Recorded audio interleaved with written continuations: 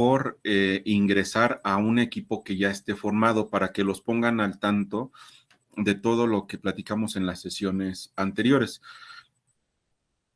Por cierto, ¿ya tienen los equipos formados que les solicité? Ya, profesor. Ya, ok.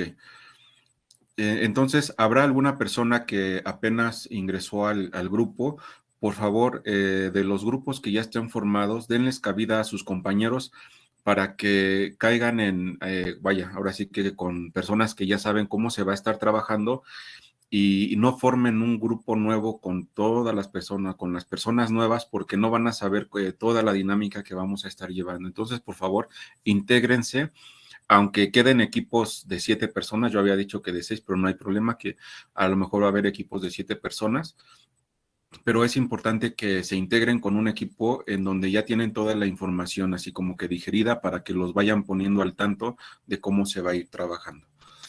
Bien, ¿alguna pregunta con lo que estuvimos platicando la semana pasada? ¿Alguna duda ya para poder comenzar de lleno el día de hoy? ¿Preguntas, dudas?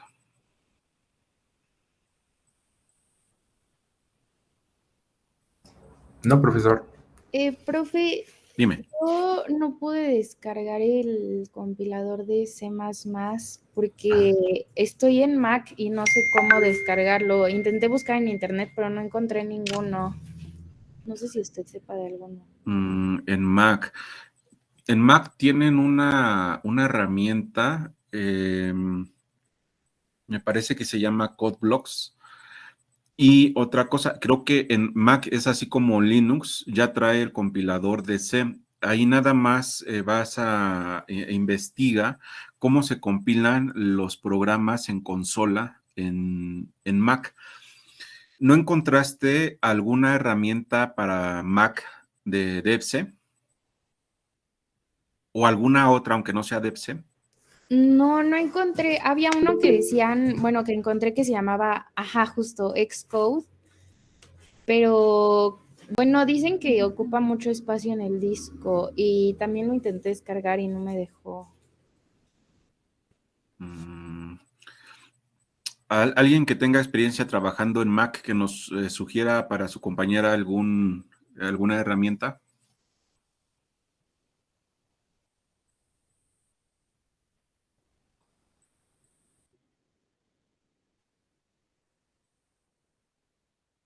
Sí, yo he visto incluso en los laboratorios de la escuela, bueno, ustedes creo que no han estado en los laboratorios de la escuela, ya en 2 semanas posiblemente ya regresemos.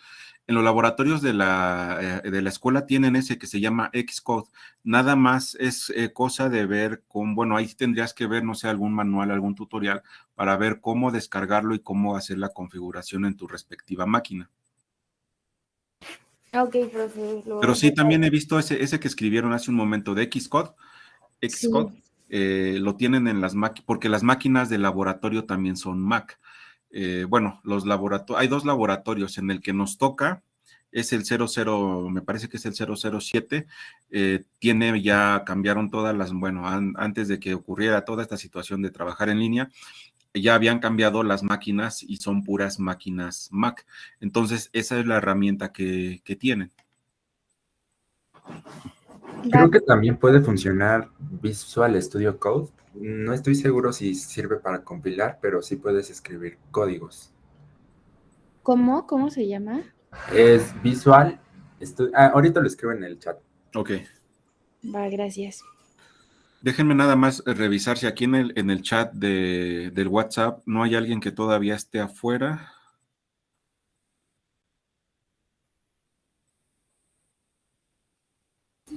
Profe, Dime.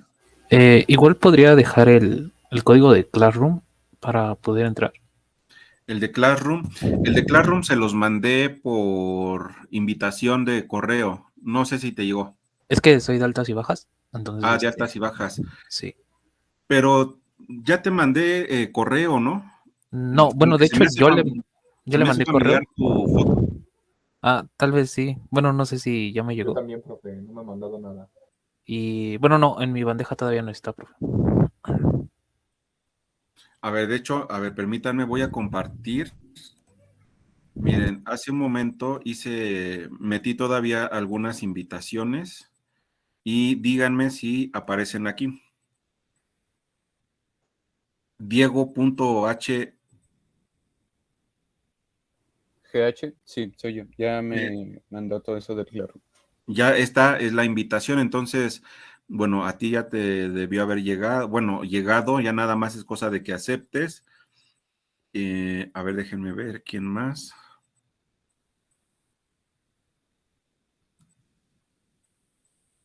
Ok, escríbanme por favor, ustedes, dos que no les ha llegado la notificación, su correo en el chat para copiarlo y de una vez les mando la invitación. Sí, profe, gracias.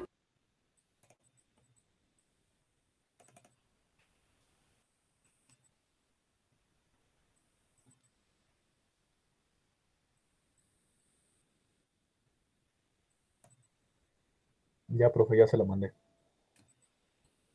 Te la envío en este momento.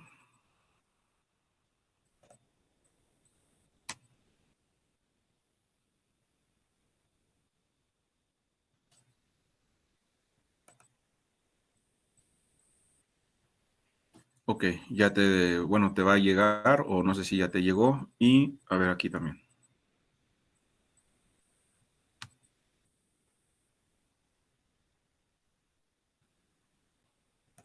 Ya me llegó, profe, gracias.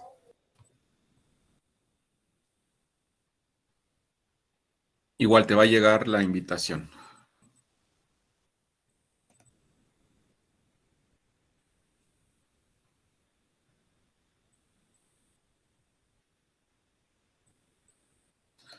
¿Alguien más no tiene acceso aún al Classroom?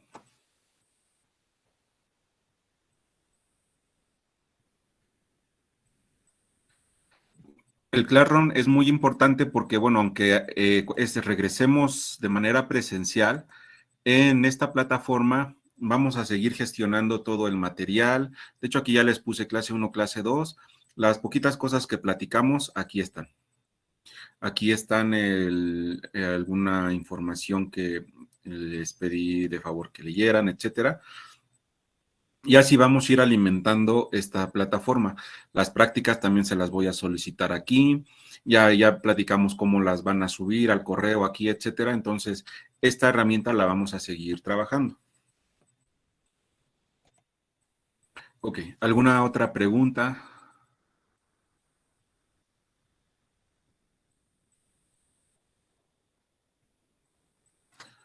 ¿No hay Profesor, Dime.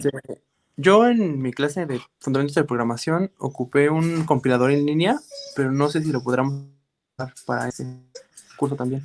Sí, pueden ocuparlo, pero es conveniente que, bueno, si tienes tu computadora, que bajes la herramienta y la instales. ¿Por qué? Porque en ese compilador en línea, cuando estemos trabajando con manejo dinámico de memoria, no te va a permitir correr los programas, porque el compilador en línea funciona de la siguiente manera. Tú desde tu máquina te conectas vía internet a un servidor que geográficamente quién sabe en dónde esté, y ese servidor, en cuanto detecte ese tipo de sentencias de acceso dinámico de memoria, lo va a interpretar como un ataque y no te va a dejar correr ese tipo de programas. Entonces es conveniente bajar o tener una herramienta que no te ponga ese tipo de restricciones. Posiblemente puedas trabajar en ese compilador en línea los primeros temas hasta arreglos, pero una vez que lleguemos a estructuras, manejo dinámico de memoria, incluso apuntadores, el manejo de apuntadores, de repente también ese tipo de herramientas en línea lo detecta y lo interpreta como ataques. Entonces, posiblemente también te impida la compilación. Aquí la sugerencia es que bajen un compilador y lo instalen a su máquina. Ok, profesor, gracias. Ok. Bien, voy a compartir mi pantalla. Este Meet ya no nos permite grabar la clase. No sé, posiblemente tiene que ver con la renovación de contrato, a lo mejor ya no se hizo la renovación de contrato con la UNAM, no sé, algo pasó ahí, pero ya no me permite grabar las clases. Por lo tanto, no estaré grabando la clase. No entramos con Meet, con Zoom, porque hace un momento con la clase de EDA 2, también ya hay problemas de que nada más te permite 40 minutos. Entonces, no, es como que un poquito latoso cerrar la sesión y volverla a abrir y otra vez que se vuelvan a conectar. Vamos a estar trabajando estas clases que tenemos todavía que dar en línea, que es esta semana y la próxima. Vamos a trabajarlas con Meet. La liga se las voy a actualizar allí en el tablón del Classroom, pero sí, por favor, tengan presente de que la clase no la estoy grabando. ¿Para qué les digo esto? Para que si creen que es conveniente tomar capturas de pantalla, si creen que es conveniente tomar anotaciones, por favor, háganlo para complementar sus notas. Yo si me dicen, deja un poquito más la pantalla para tomarle captura, incluso les voy a decir, tomen captura de pantalla, etcétera. O incluso si, no sé, de repente así como que encuentran un programa que les permita grabar la sesión, lo pueden hacer, yo no tengo inconveniente, incluso me pueden dar la liga y lo subo al Classroom, por favor. Pero yo ya con este Meet ya no puedo hacer la grabación de la sesión. Entonces, por favor, ténganlo presente para que hagan sus anotaciones.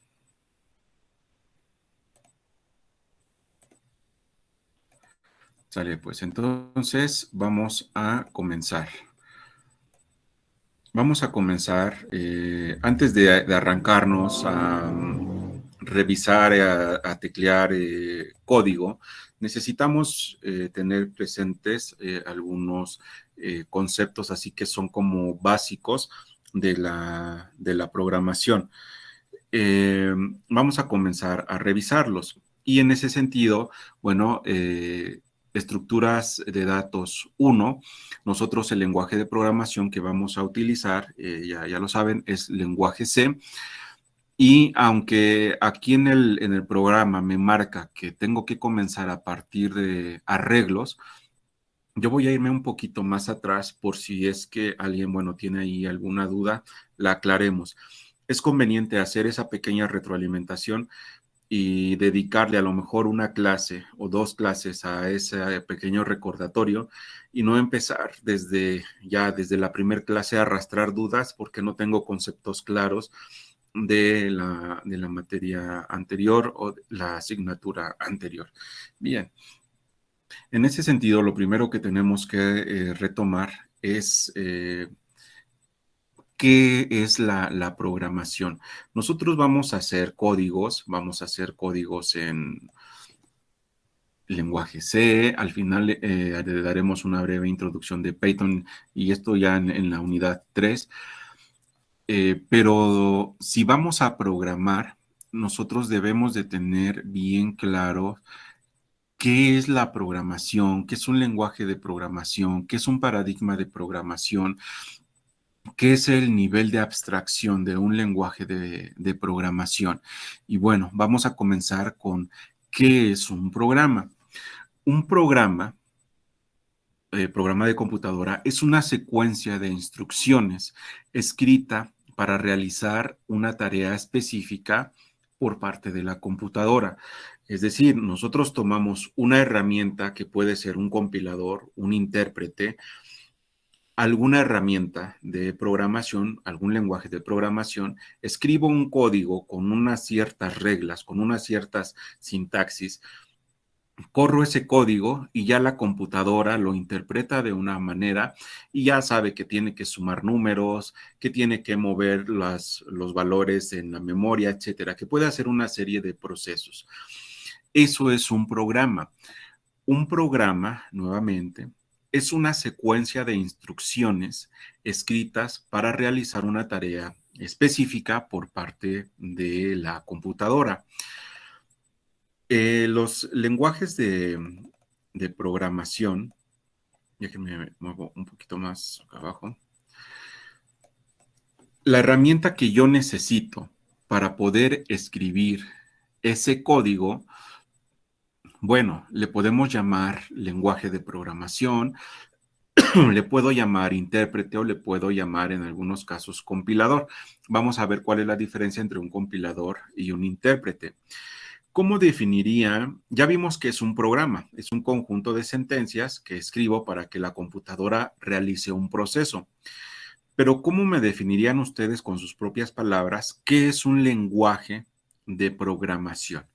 A ver, ¿cómo me lo definirían? Así, con lo primero que les llegue a la mente y con la experiencia que tengan hasta este momento programando, ¿cómo definirían un lenguaje de programación?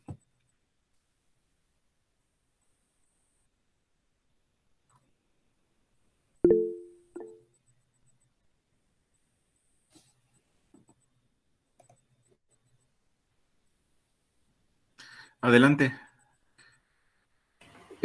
Pues un lenguaje de programación podría ser el medio por el cual el programador o la persona que esté realizando el código hará un proceso que genere una serie de pasos para lograr algún objetivo en específico. Ok, esa sería una primera aproximación, muy bien. Adelante, David.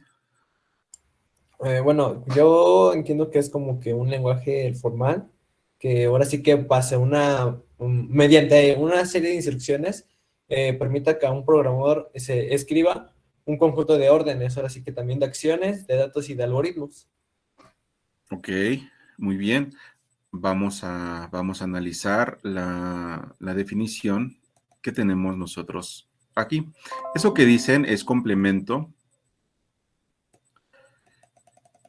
Un lenguaje, y aquí aclaro, ya en el contexto de la programación, no lenguaje así de manera genérica. Un lenguaje de programación es un lenguaje formal diseñado para realizar procesos que pueden ser llevados a cabo por computadoras. Un lenguaje es un conjunto de palabras reservadas. Eso es un lenguaje. A ver, vamos a analizar un poquito esto. Déjenme cambiar a un pizarrón.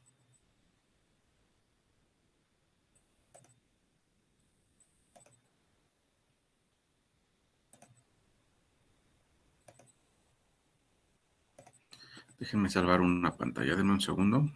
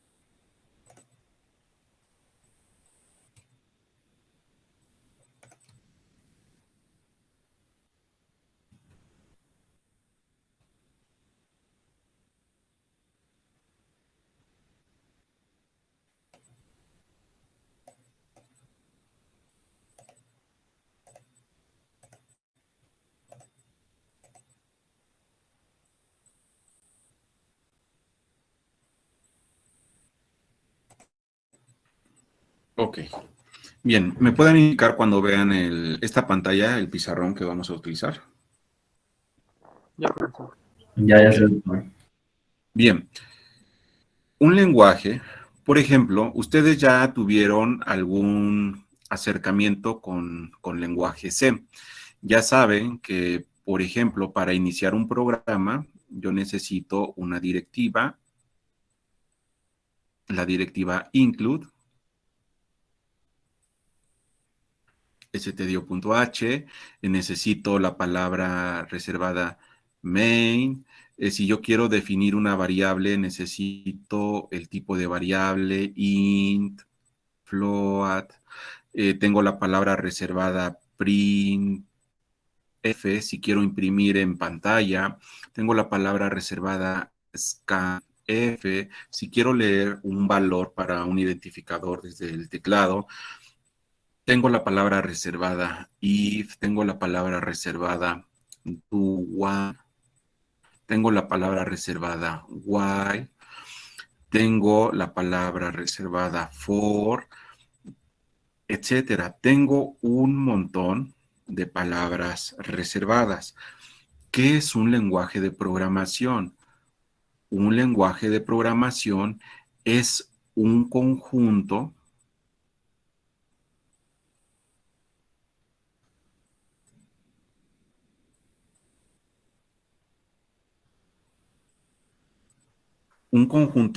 de palabras reservadas, tal como nos hace referencia la definición.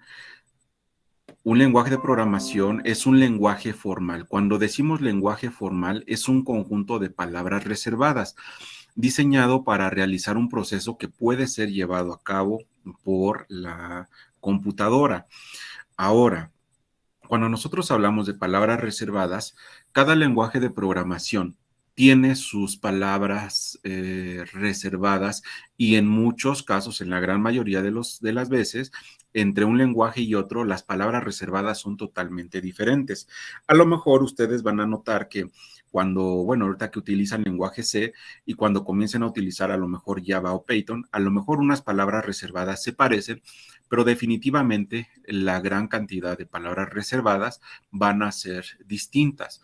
Bien, estas palabras reservadas las vamos a utilizar en el lenguaje de programación bajo unas ciertas reglas de sintaxis, bajo unas ciertas reglas de semántica. Es decir, hay reglas para escribir la instrucción printf, hay unas reglas para escribir la instrucción scanf, hay reglas de sintaxis para escribir un while, un for, un do while, un case, etcétera. Hay reglas de sintaxis dentro del lenguaje de programación para poder utilizar todas estas palabras reservadas.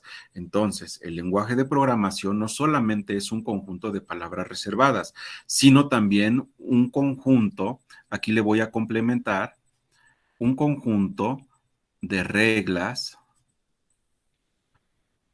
de sintaxis y de semántica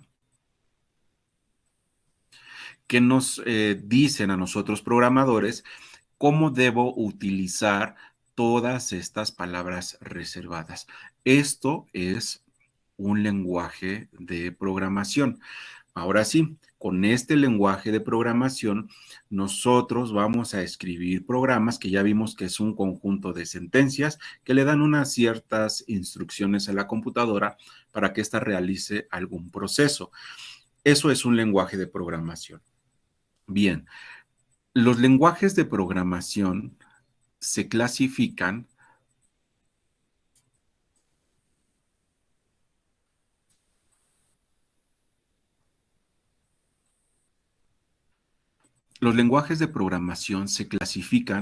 con base a dos grandes rubros. Uno de ellos es el nivel de abstracción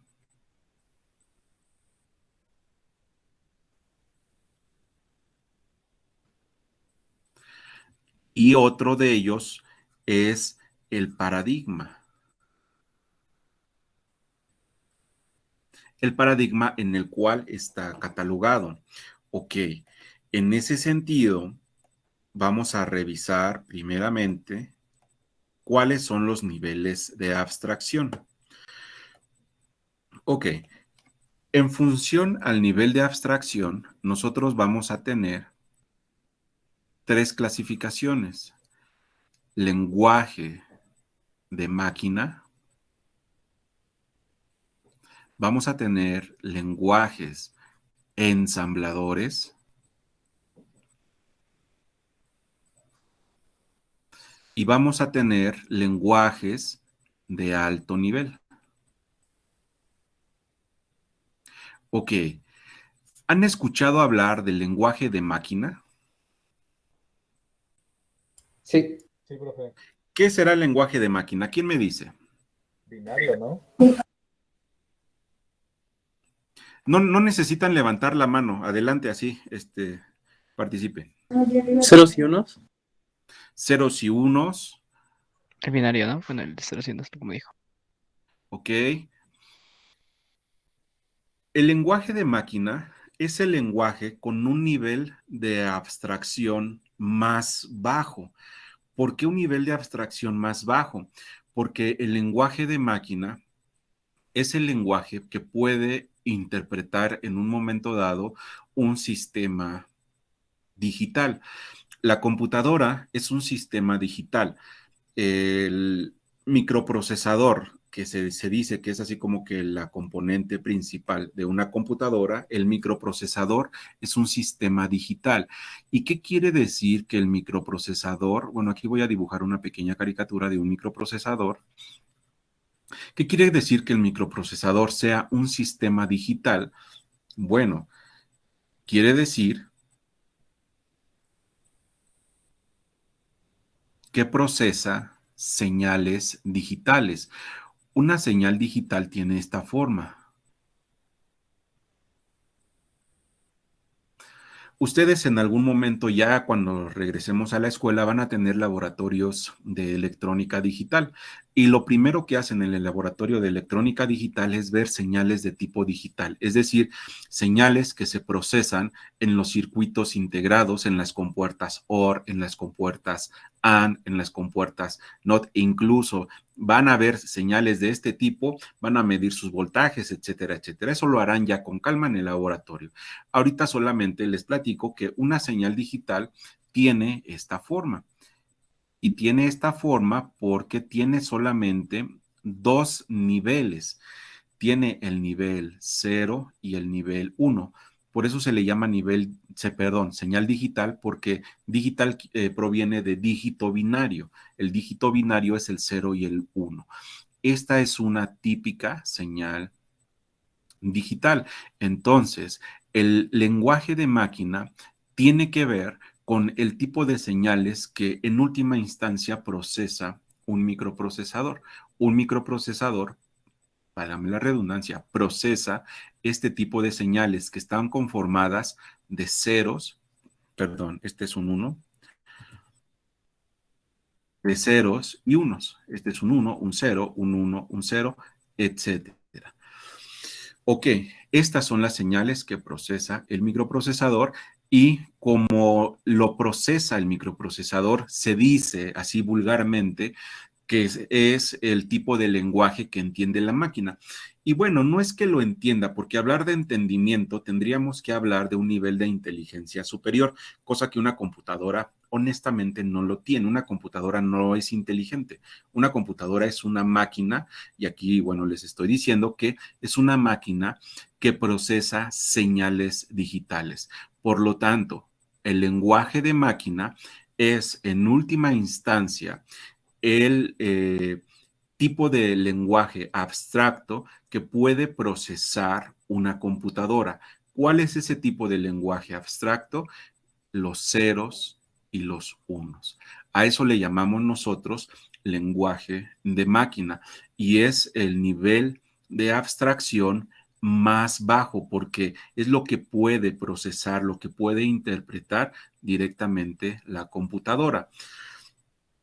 Ustedes se han preguntado cómo cuando ustedes teclean, por ejemplo, un carácter en el teclado de su computadora, pensemos la letra A.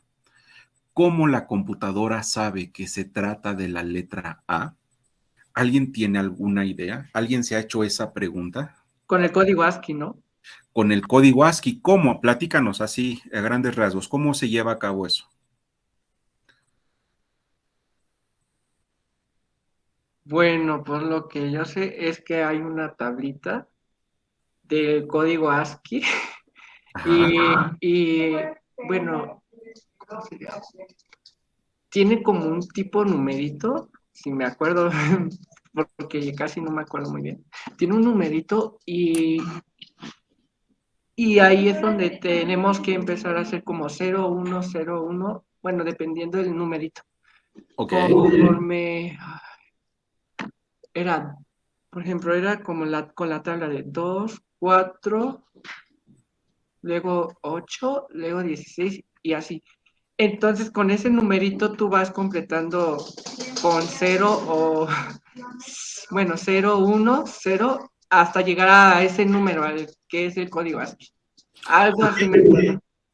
Ok, más o menos. Ahí tiene que ver el código ASCII. Voy a aprovechar que en este momento estamos conectados aquí a Internet y voy a googlear el código ASCII. Aquí le voy a poner código ASCII. Aquí lo tenemos. Y seguramente ustedes lo conocen. Cuando de repente no encuentran la manera de poner un carácter, la arroba, buscan el código ASCII correspondiente y vean, lo encuentran. El código ASCII es la representación en decimal de absolutamente todos los caracteres que tienen ustedes en su teclado. Vamos a pensar en la letra A minúscula. Aquí está. El código ASCII de la letra A minúscula es el 97. De la A mayúscula es el 65. Vamos a quedarnos con el de la A mayúscula. Es el 65. Voy a regresarme al pizarrón. Ok. Vamos a tachar este y vamos a ponerle A mayúscula. Y tiene un código de 65. ¿Qué es lo que pasa cuando ustedes oprimen la letra A mayúscula en su teclado?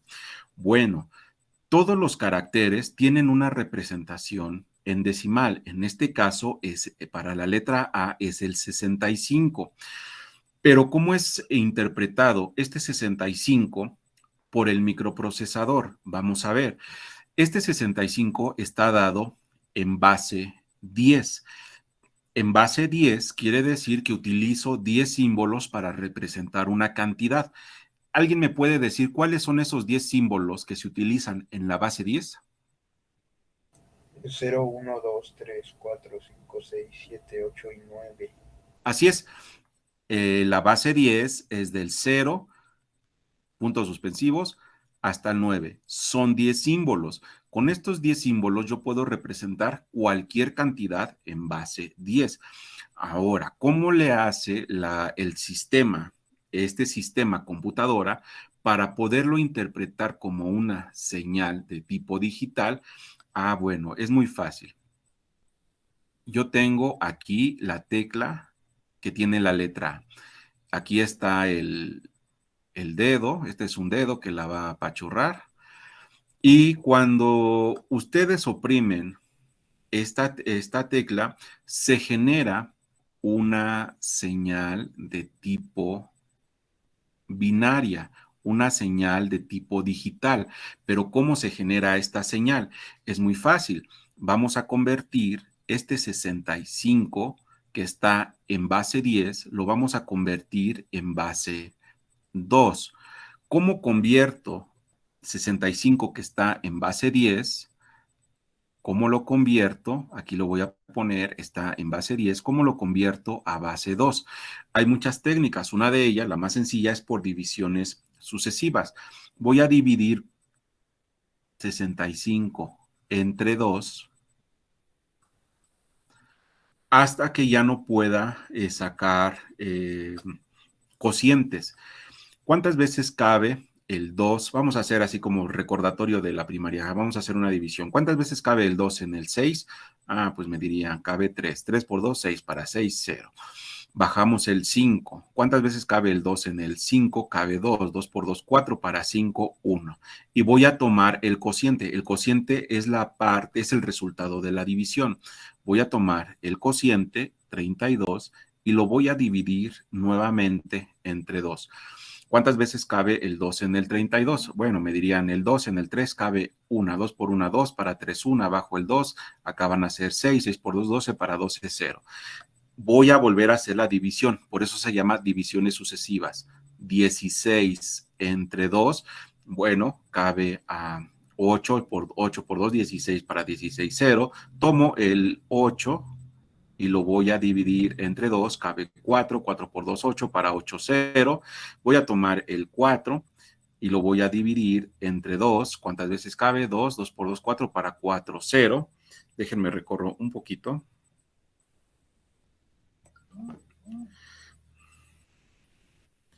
Y voy a tomar finalmente al 2 y lo voy a dividir entre 2. ¿Cuántas veces cabe el 2 en el 2? 1, 2 por 1, 2 para 2, 0. Ya el residuo, perdón, si vuelvo a hacer la división ya no me queda entero, entonces aquí ya tengo el equivalente en binario. ¿Cómo voy a formar el número binario? Vamos a tomar el último cociente y lo voy a comenzar a agrupar de izquierda a derecha. Está el 1, después viene, tomamos todos los residuos, 0, 0, 0, 0, 0 y finalmente 1. Y el 65 en base 10 es equivalente a este número en base 2. Cuando ustedes oprimen una tecla, se genera el equivalente a la representación ASCII, pero en binario. Esta señal, ¿cómo se vería en forma de señal digital? Es un 1 y 1, 2, 3, 4, 5 ceros. 1, 2, 3, 4, 5 ceros. Y después viene un 1. Ahí está. Esta señal, cuando llega al microprocesador, el microprocesador es un sistema muy complejo que de manera interna tiene toda la electrónica y es capaz de determinar que esta señal corresponde a una A. Y es así como se procesan absolutamente todos los caracteres que ustedes tienen en el teclado de la computadora que en este momento tienen ahí enfrente. Esto es lenguaje de máquina. El lenguaje de máquina es el lenguaje con un nivel de abstracción más bajo. ¿Por qué más bajo? Porque es el nivel que puede procesar la computadora de forma natural. Esto es el lenguaje de máquina. Y a esto se le llaman señales digitales. Ok, bien. Cuando hablamos de lenguajes de programación, siempre es importante mencionar al lenguaje de máquina. Ustedes se preguntarán, bueno, ¿y en qué momento utilizamos el lenguaje de máquina? Pues el lenguaje de máquina se está utilizando continuamente, en todo momento, cada vez que ustedes hacen un programa en la computadora. Nada más que el lenguaje de máquina tiene la peculiaridad, déjenme cambio a la presentación que teníamos, de que hay una herramienta llamada, en el caso del lenguaje C, compilador. El compilador es el que se encarga de convertir el programa que ustedes escribieron en un lenguaje de alto nivel, lo convierte al lenguaje de máquina para que pueda ser procesado por el microprocesador. Así funciona el lenguaje de máquina. Cuando las máquinas surgieron, las máquinas de primera generación por allá de 1943, 44, ustedes saben, en ese periodo histórico, la guerra mundial hizo necesario el avance de la tecnología así de forma radical y se inventaron las computadoras electrónicas, pero las computadoras no se inventaron como las conocemos hoy día. Las computadoras de aquel entonces eran computadoras así gigantescas y se programaban de esta forma, con unos y ceros. Un 1 que quería decir que el cable estaba conectado. Un 0 quería decir que el cable estaba desconectado. Entonces, a base de switcheo era como se programaban las computadoras, switchar cables. Así es como se programaban las computadoras de primera generación allá en 1942-43, cuando nacieron en la Guerra Mundial. Y a eso se le llama lenguaje de máquina.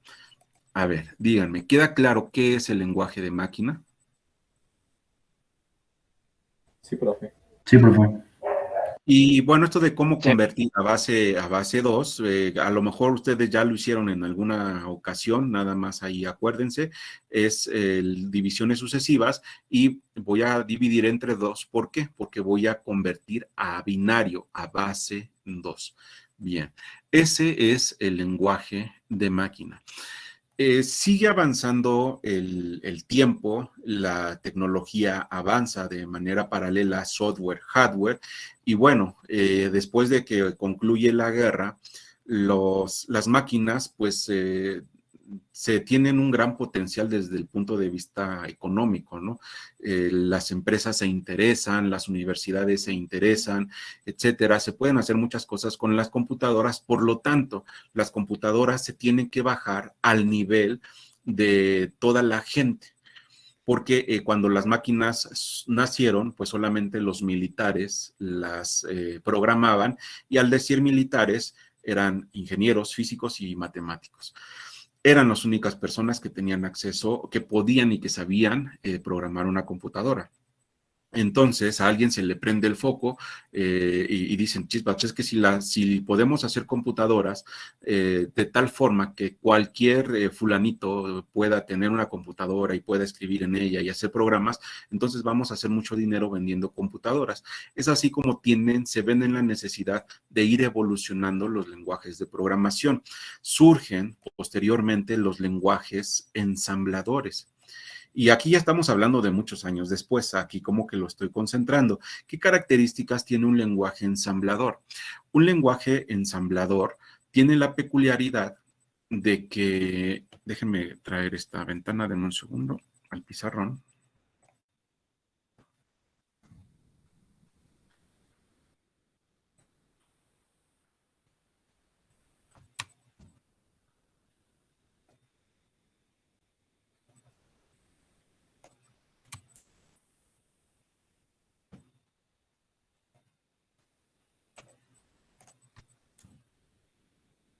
Ok. Los lenguajes ensambladores tienen la peculiaridad de que el nivel de abstracción ya no es tan bajo como hablar de unos y ceros. El lenguaje de tipo ensamblador tiene la peculiaridad, déjenme agarrar un color que se vea aquí, a ver si este se ve. Tiene la peculiaridad de que está constituido por unas cosas llamadas mnemónicos. Creo que se escribe así, mnemónicos. ¿Qué son los mnemónicos? Los mnemónicos son la abreviación de instrucciones que me sirven para poder programar un microprocesador o un microcontrolador. La programación en lenguaje ensamblador es una programación que se puede hacer a nivel de arquitectura, es decir, ustedes pueden programar directamente sobre la arquitectura del microprocesador. ¿Pero qué implica ello? Que necesitan conocer la arquitectura de dicho microprocesador, la arquitectura de dicho microcontrolador. Es decir, necesitan ver cómo están sus registros, qué registros son, los registros que son para programar, los registros que pueden utilizar a la hora de hacer la programación.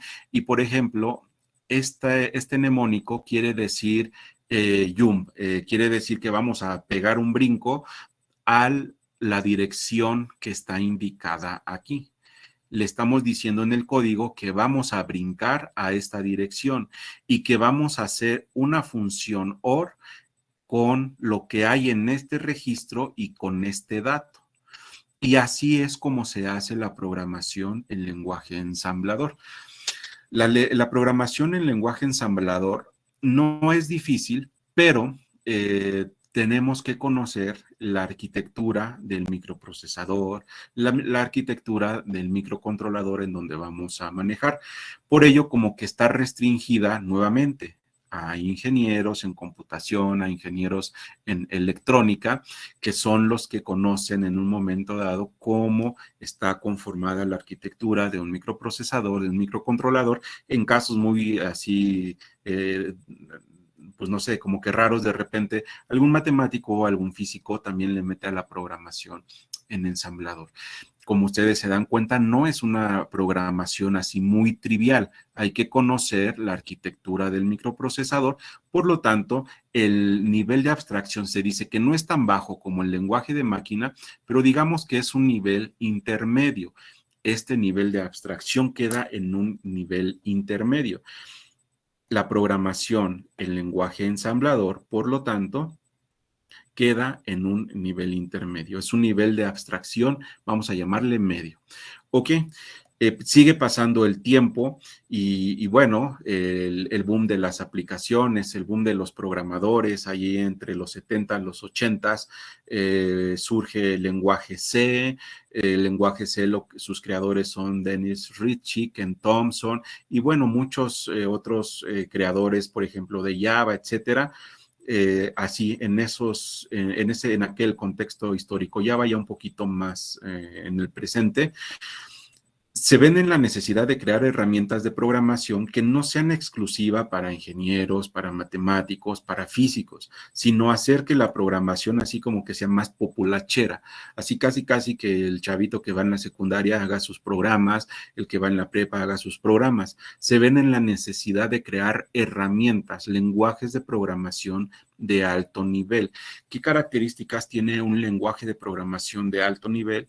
Los lenguajes de programación de alto nivel tienen la peculiaridad de que cuando ustedes escriben un programa, prácticamente lo hacen de manera coloquial, claro, siguiendo las reglas de sintaxis y teniendo presente que las sentencias fueron creadas en idioma inglés. Fuera de ello, ustedes escriben el programa tal cual si fuera la redacción así de manera coloquial de algún conjunto de instrucciones. Vean, si ustedes quieren imprimir en pantalla, en lenguaje C utilizan printf, que hace referencia a impresión, scanf, lectura, if es una decisión sí, while quiere decir mientras, main quiere decir principal, quiere decir que es la función principal, include quiere decir que vamos a incluir. Nuevamente, está en inglés, pero es sumamente coloquial, es sumamente intuitivo el lenguaje de programación de alto nivel.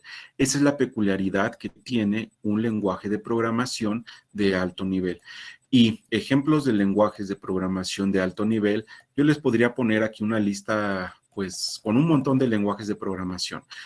Algunos de ellos, por ejemplo, Fortran, COBOL, BASIC, Pascal, C, C++, Java, PHP, Perl, JavaScript, C++, todos los Visual que conozcan son de alto nivel, Python, Ruby, Java, etcétera. Todos los lenguajes que hoy día se utilizan son lenguajes de programación de alto nivel.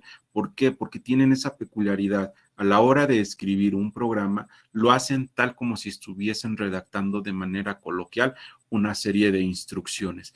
Y esa es la clasificación, es la categorización de los lenguajes de programación en función al nivel de abstracción. En el lenguaje de programación de alto nivel, el lenguaje de programación ya es, la abstracción es tal que ya nos olvidamos de los unos y los ceros, ya nos enfocamos en conocer las palabras reservadas para poder estructurar nuestros códigos. Ya el nivel de abstracción es alto a diferencia del lenguaje de máquina. Bien, esa es la clasificación de los lenguajes de programación en función al nivel de abstracción. Lenguaje de máquina, lenguajes ensambladores y lenguajes de alto nivel. Ok, a ver, ¿hasta aquí tienen alguna pregunta?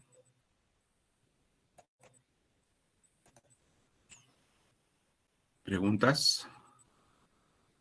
No, profesor. No, todo bien. Bien. Pero también vamos a nosotros, como ingenieros, tenemos que entender que los lenguajes de programación no solamente es en función al nivel de abstracción, también debemos de tener presente que hay una clasificación en función al paradigma. En ese sentido, muchas veces a ustedes les va a tocar elegir un lenguaje de programación en función al paradigma en el que les encarguen un proyecto. Puede ser que les digan, ¿sabes qué? El sistema está programado en el paradigma orientado a objetos. Entonces ya estarían descartando en automático algunos lenguajes que no trabajen ese paradigma de programación. En ese sentido, ¿quién me quiere decir qué entiende por paradigma? Específicamente, para no entrar en cosas filosóficas, paradigma de programación. ¿Qué entienden por paradigma de programación?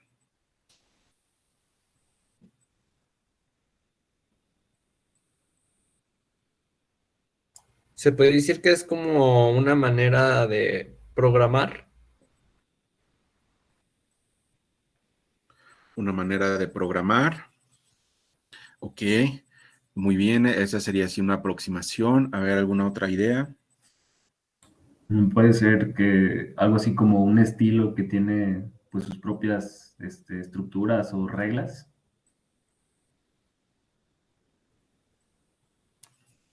Ok. A ver, vamos. Un paradigma de programación, vamos a definirlo de esta manera. Es un marco, si gustan, acuérdense tomar nota, un paradigma de programación es un marco teórico que me permite abordar un problema de diferentes formas para finalmente llegar a la misma solución. Es decir, un paradigma de programación son distintas formas que tenemos de resolver un mismo problema. Eso es un paradigma de programación, un paradigma en general. Ok, vamos a pensar en dos paradigmas. El paradigma de programación estructurada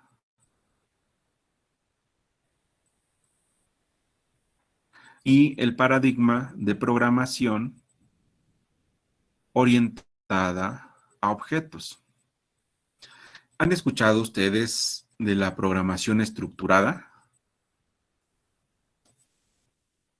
¿Qué características tiene la programación estructurada? No he escuchado de ella. ¿Alguien El que lenguaje, haya escuchado? el lenguaje C es programación estructurada, ¿no, profesor? Así es, lenguaje C es un lenguaje de programación que se cataloga como lenguaje de programación estructurada.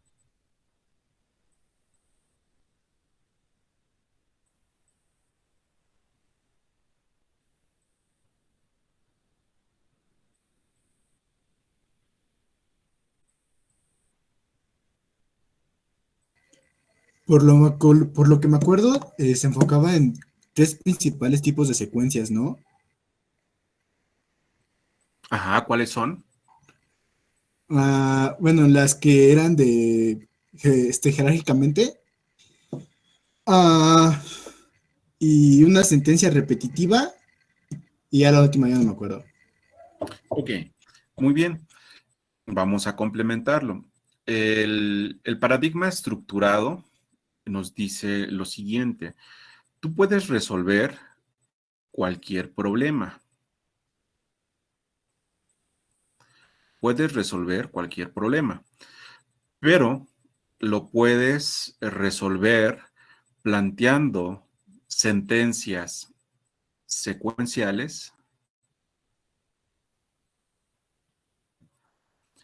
secuencias o estructuras de decisión y estructuras de repetición.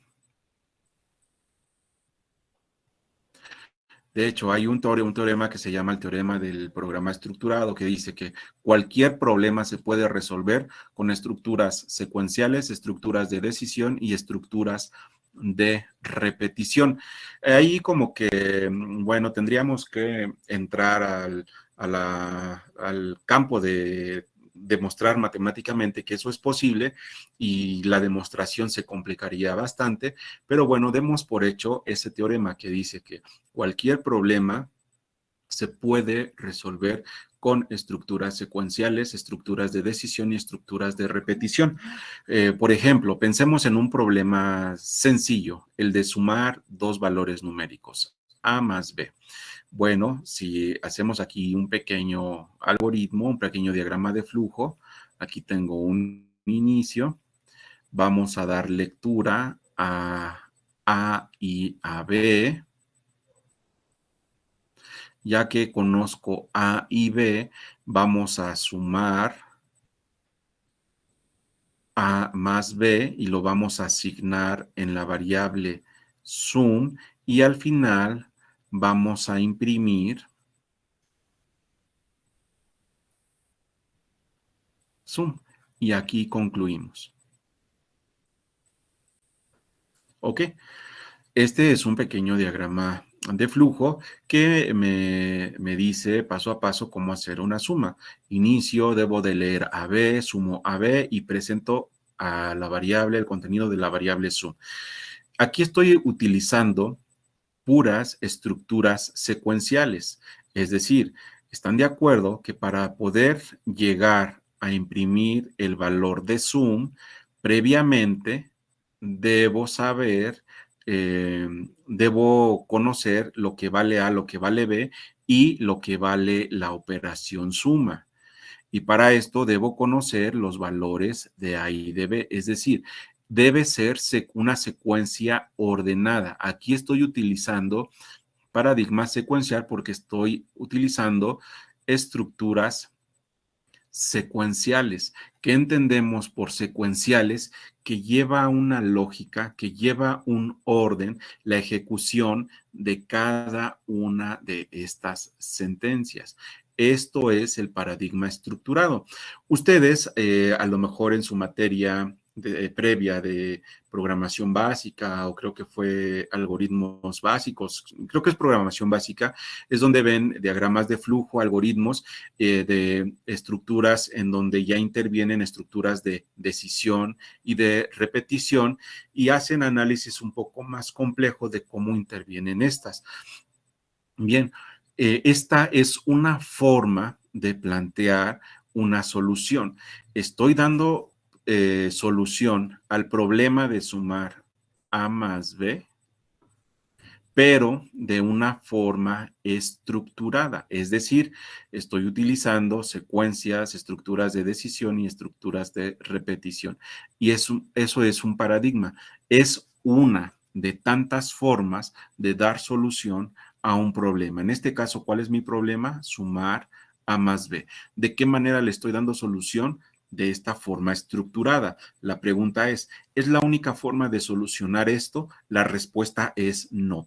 Puedo darle solución utilizando muchos otros paradigmas, pero al final debo llegar a lo mismo, independientemente si utilizo la programación estructurada, programación orientada a objetos, programación funcional, debo llegar a que 1 más 2 es igual a 3, independientemente de cómo lo esté modelando. Son distintas formas de dar a un problema y llegar a la misma solución. Esos son los paradigmas. Y bueno, aquí ya mencionamos el paradigma de la programación estructurada. Programación estructurada es dar solución utilizando estos recursos o estos mecanismos, estructuras secuenciales, estructuras de decisión y estructuras de repetición.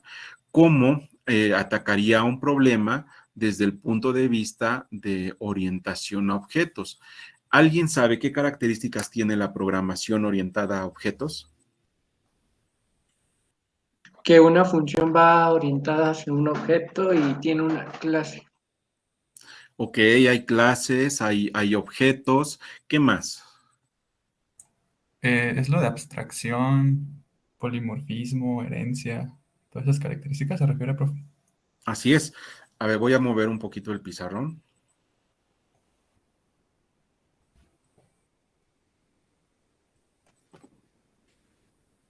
Por ejemplo, pensando en el siguiente problema.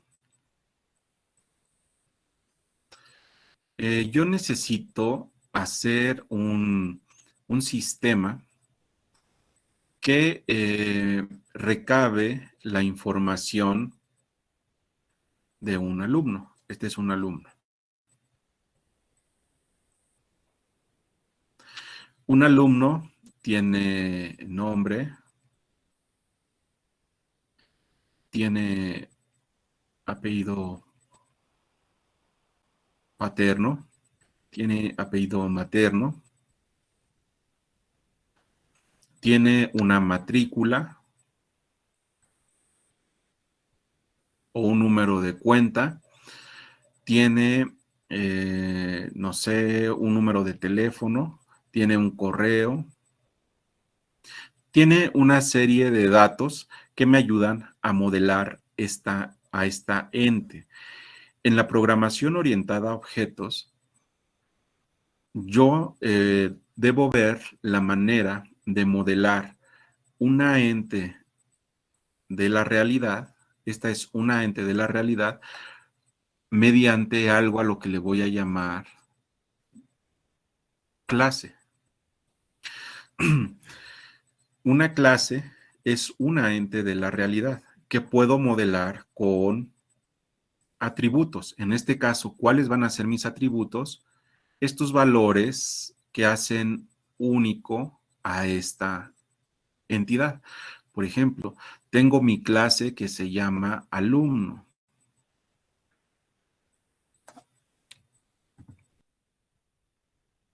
Y esta clase alumno la voy a modelar con los atributos nombre, apellido paterno, apellido materno, una matrícula o número de cuenta, un teléfono y un correo. A estos elementos les voy a llamar atributos. Ok, yo a partir de una clase puedo generar otros objetos. ¿Qué característica van a tener esos objetos? Que esos objetos los voy a sacar a partir de esta clase y por lo tanto, cada objeto que saque yo va a tener un nombre, un apellido paterno, materno, matrícula, un teléfono y un correo.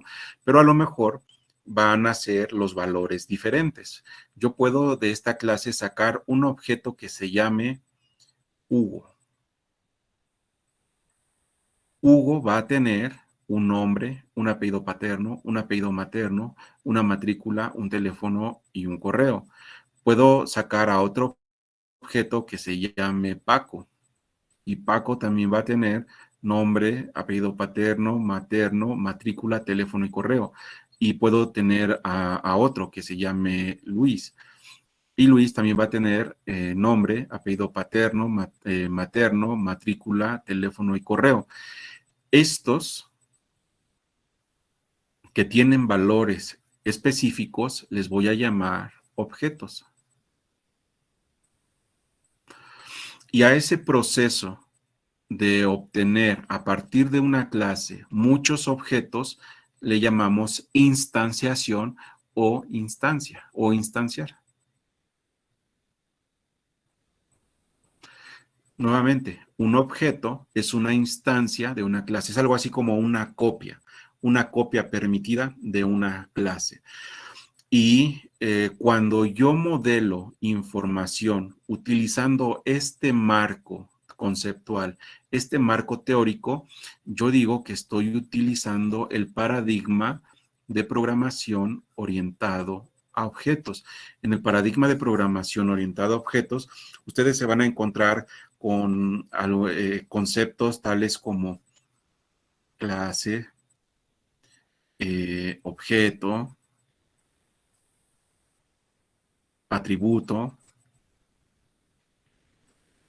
instanciar, métodos,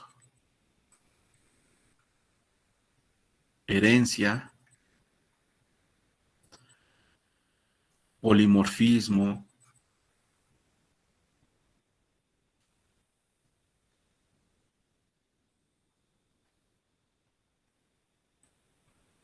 sobrecarga. También podría ser encapsulamiento. Encapsulación o encapsulamiento. Ay, déjame muevo tantito.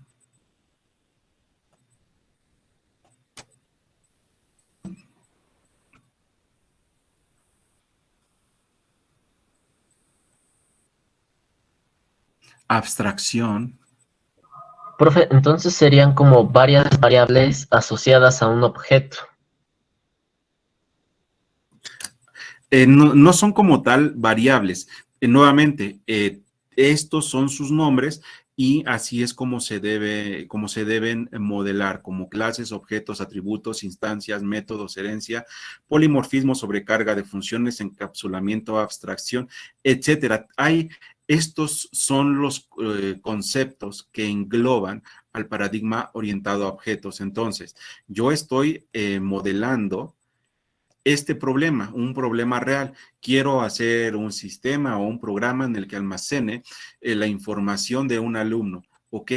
Entonces lo estoy modelando utilizando el paradigma orientado a objetos y es una de tantas formas como yo podría dar solución a este problema.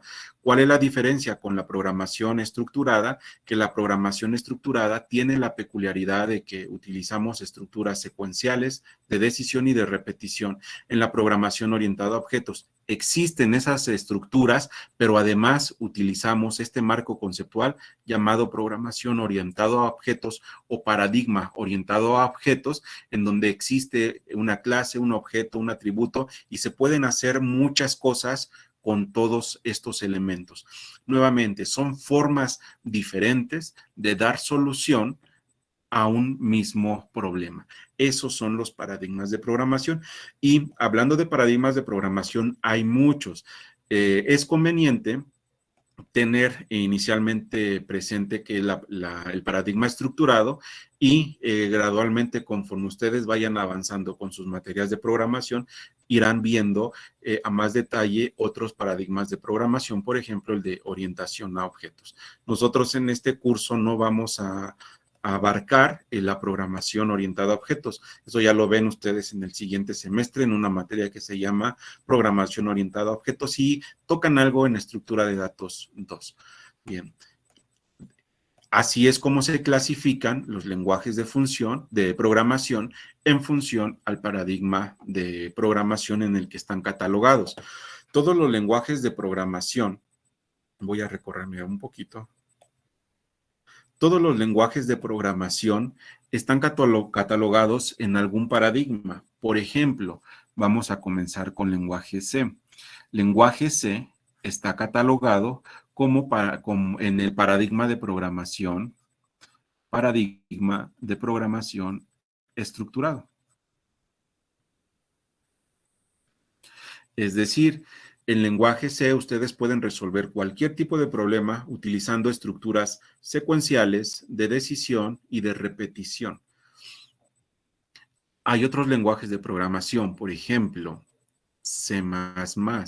C++ es la evolución del lenguaje C, pero C++ soporta el paradigma de programación orientado a objetos, además de que el lenguaje C++ también pueden ustedes sin problema hacer programas solamente con el paradigma de programación estructurado. Hay otros lenguajes de programación más modernos, por ejemplo, no sé si han escuchado de Python. Python es un lenguaje de programación que soporta el paradigma orientado a objetos, soporta el paradigma de programación estructurado y soporta el paradigma de programación funcional. Cuando lenguajes de programación soportan más de un paradigma, a estos lenguajes se les llama multiparadigma.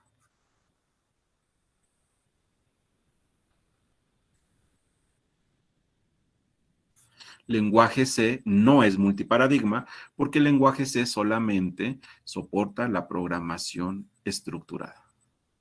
Ok, y esta es la clasificación de los lenguajes de programación con base al nivel de abstracción y con base al paradigma en el que están catalogados. Con base al nivel de abstracción tenemos lenguaje de máquina, lenguajes ensambladores y lenguajes de alto nivel. En función al paradigma en el que están catalogados tenemos lenguajes de programación estructurada, lenguajes de programación orientado a objetos, lenguajes de programación funcional. Déjenme les muestro en el documento aquí otros paradigmas hay.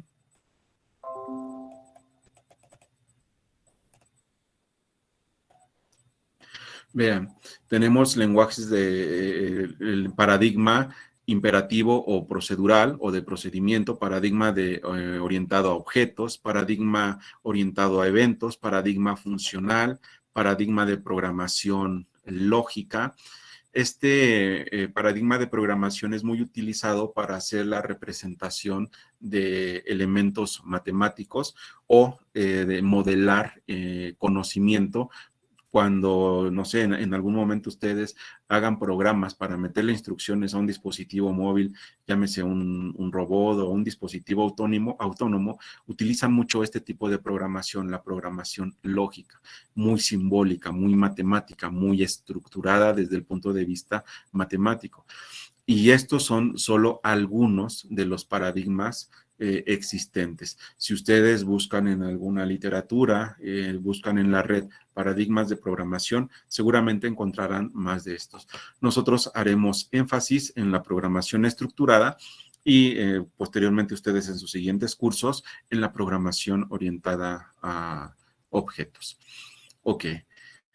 A ver, hasta este punto, no sé si tienen alguna duda, alguna pregunta.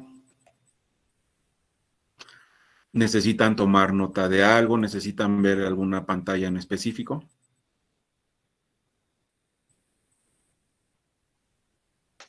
¿Se podría hacer grande el tablero para que se vea todo? Por favor. Más bien hacerlo más pequeño, ¿no? Ah, bueno, sí, chiquito. A ver, déjame ver si...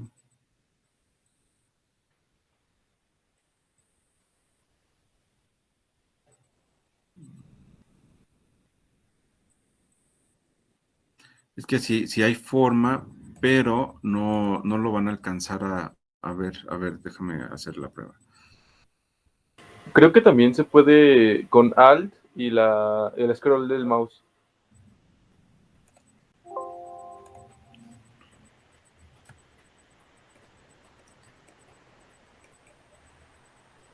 No funciona de esa manera. A ver...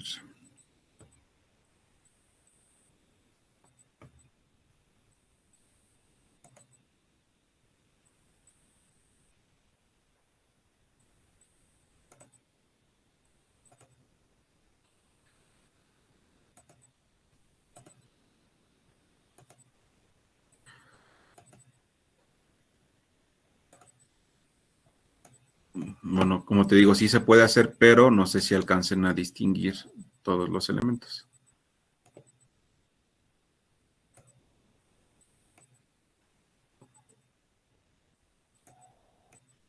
A ver, esta sería una parte. ¿Así alcanzan a ver?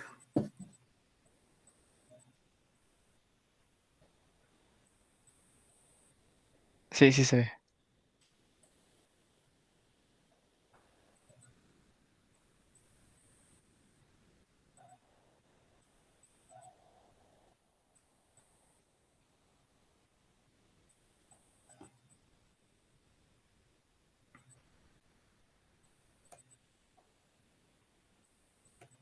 Ok, a ver, ¿alguna otra pregunta? ¿Alguna duda?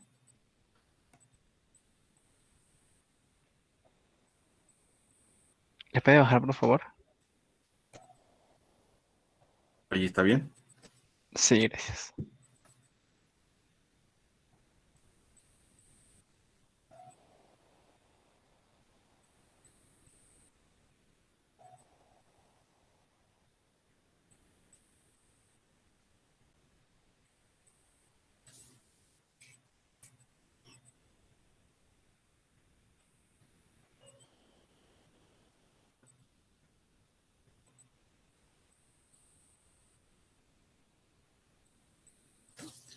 No hay preguntas, seguros, seguras.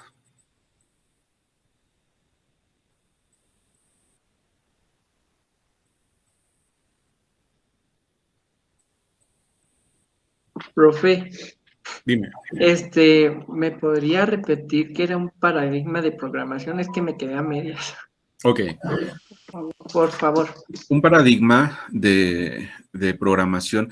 Nuevamente, aquí aclaro que no es la definición de paradigma, porque si buscamos definición de paradigma, nos mandan las definiciones a filosofar, así como que un poco más rebuscada. Lo aterrizamos directamente a lo que es el paradigma de programación. Un paradigma de programación es un marco teórico, un marco conceptual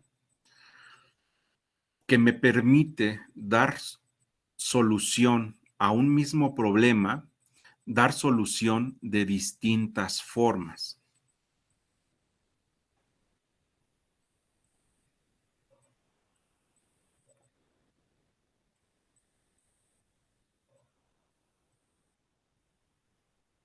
Es decir, tú puedes resolver un mismo problema de distintas formas.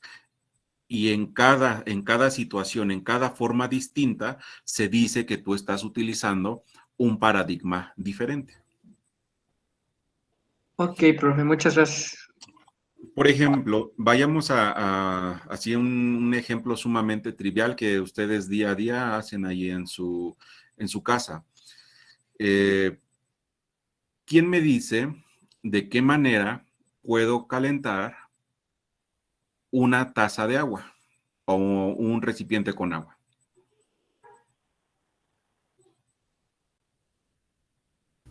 Poniéndolo en la estufa. Ok, poniéndola en la estufa, En esa el sería una microondas. forma. ¿Otra forma diferente? ¿Ponerlo en el microondas? Ponerlo en el microondas.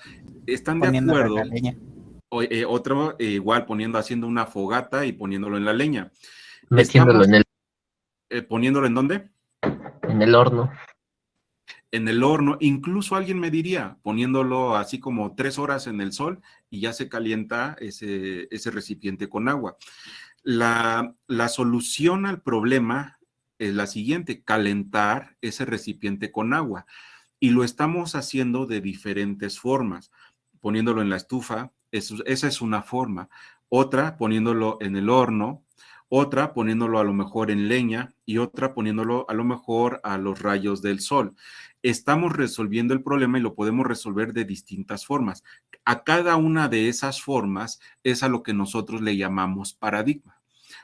Los paradigmas son las distintas formas con las que podemos resolver un mismo problema.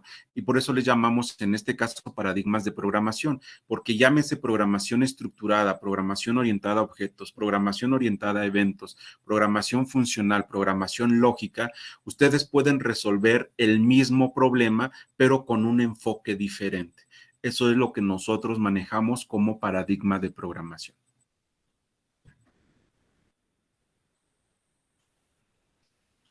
A ver, tomen nota, por favor, ahí escríbanlo con sus propias palabras, analicen, escriban y tengan su propia conclusión.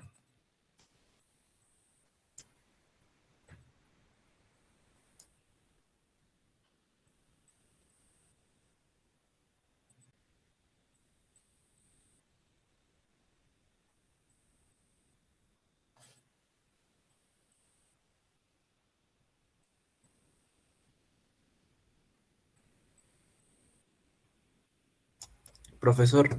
Dime. Creo que me puede volver a repetir, bueno, ¿qué es una multiparadigma? Ok, un multiparadigma. Un lenguaje de programación se cataloga como multiparadigma cuando el lenguaje de programación te soporta más de un paradigma. Es el caso, aquí les pongo dos, C++ y Python. C++ te soporta el paradigma orientado a objetos y soporta el paradigma de programación estructurado. Python soporta el paradigma de programación orientado a objetos, el estructurado y el funcional.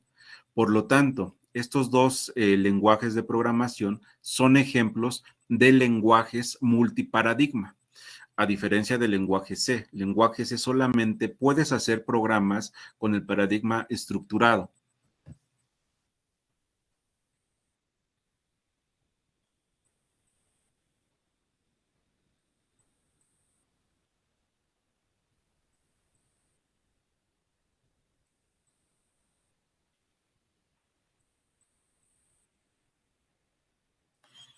Ok, ¿alguna pregunta? ¿Alguna duda hasta aquí? Todo bien, profesor, gracias.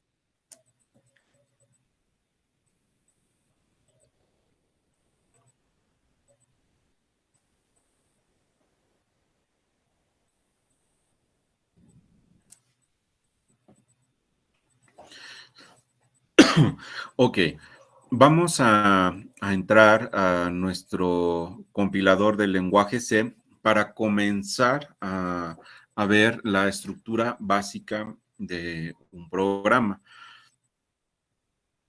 Aquí ya nada más, bueno, estos son los paradigmas. Tenemos también el concepto de algoritmo. Un algoritmo es un conjunto prescrito de instrucciones o reglas bien definidas, ordenadas y finitas que permiten llevar a cabo una actividad mediante pasos sucesivos que no generan dudas o bien ambigüedades a quien deba hacer dicha actividad. Esto es un algoritmo. Creo que ustedes en el curso anterior, en el curso previo a este, es lo que se dedicaron a hacer. Muchos algoritmos, escribieron algoritmos, vieron los plantearon de diferentes formas y vieron los distintos mecanismos con los que modelan, con los que pueden modelar un algoritmo. En este caso, ¿quién me podría decir cuál es la diferencia entre un algoritmo, un pseudocódigo y un diagrama de flujo?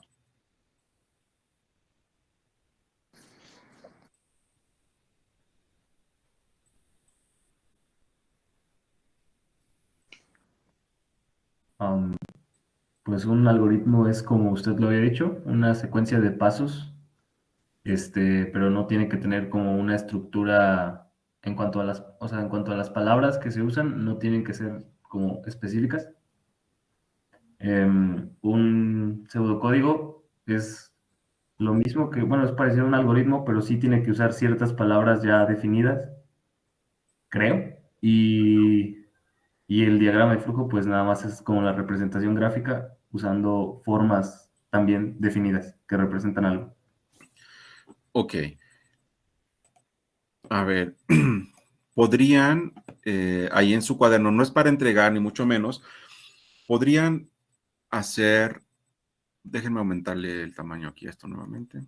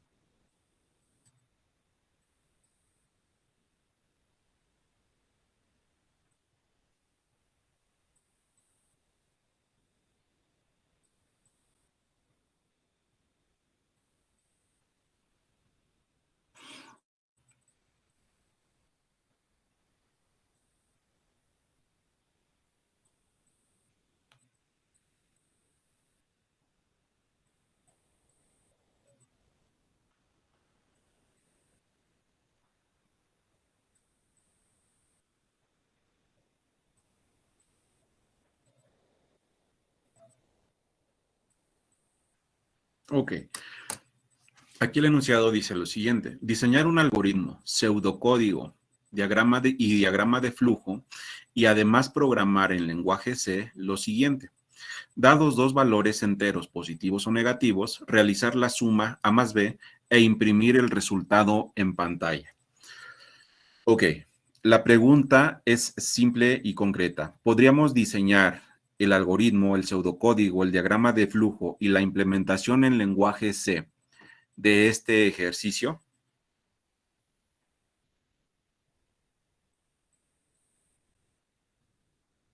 Sí. Sí se podría. Ok, a ver, ¿cuánto tiempo requerirían de manera individual, no en equipo, para hacer esto?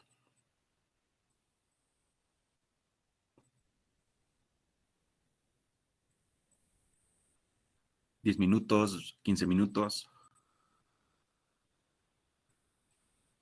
20 minutos, un día, una semana? ¿Cuánto?